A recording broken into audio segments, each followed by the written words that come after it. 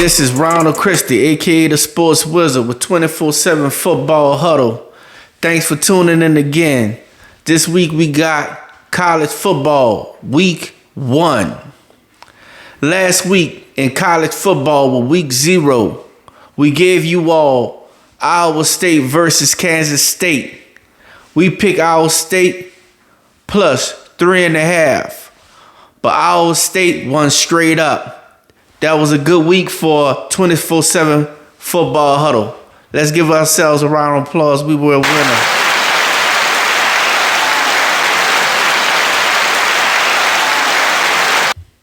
So this week, we're going to try to keep that streak going.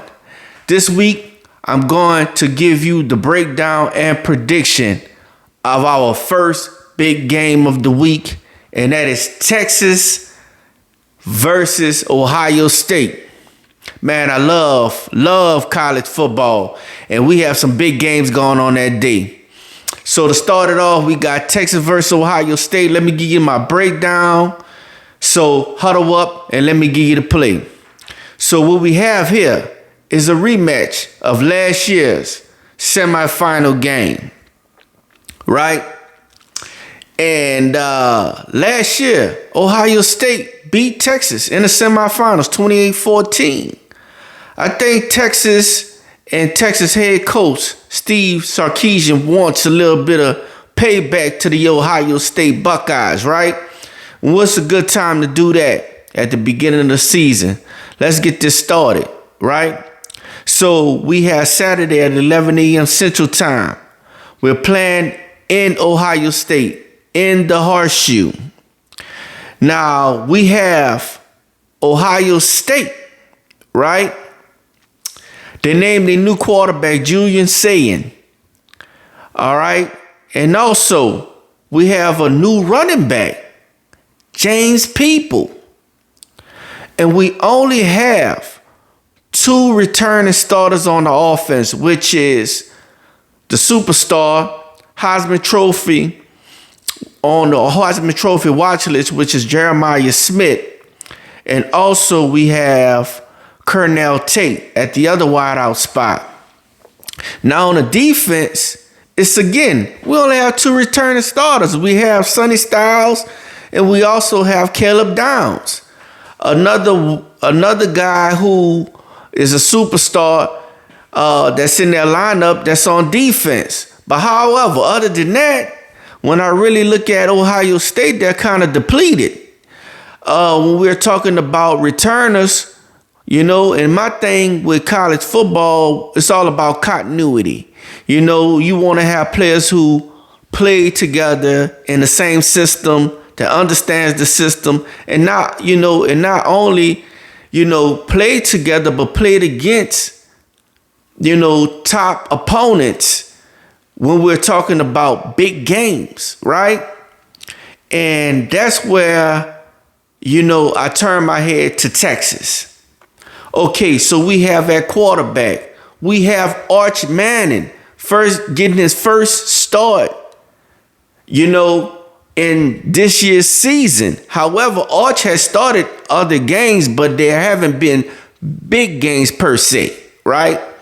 But he has played with the first team offense, and he has competed, All right, so Arch comes back with an offense with a returning running back in Quinn Wisner, with returning wide receivers in Wingo, Mosley, and Moore. Offensive line, a few people went into the draft, but he does have a returner. Now, on the defensive side of things, Texas is solid. Texas has like 6 or 7 returning starters on the defense. That is enough to stay solid on the defense that actually went to war against Ohio State. And if you want to know what I have to say about Ohio State, last year I thought Ohio State had one of the best teams Ohio State has had in a little while as a ball club. They had 2 top running backs in the backfield. You know, we also had a well-experienced quarterback. Then, of course, you had Jeremiah Smith, Cornell Tate. You had an outstanding offense last year. You know, now this year, it isn't the same. Last year, far as Texas is concerned, you had pretty much the same thing going on. The only thing that you're out of is Quinn Ewers and Jaden Blue. But yet Blue and Quint Wisner was splitting carries. So my thing when we're talking about college football, it's all about continuity. It's about these players playing with each other, coming back to a system that they understand, you know, because they're not pros yet to where they know the game to a point where you can trade them, you know, cut them this week. They with another team. They just look at the playbook. They know the playbook. Then, you know, they kind of play it around a little bit. No, college is a step up from high school. They have to understand the playbooks. They have to understand the systems to make themselves better equipped for competition. This is a big time game. Don't get it misunderstood. I understand it's not a walk in the park, you know, showing up at the Horseshoe on a Saturday game, you know.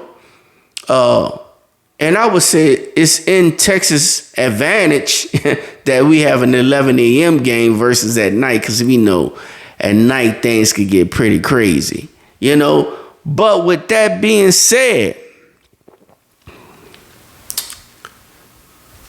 give me the University of Texas Longhorns on the money line. And that's my pick. I'ma holler at you. Peace.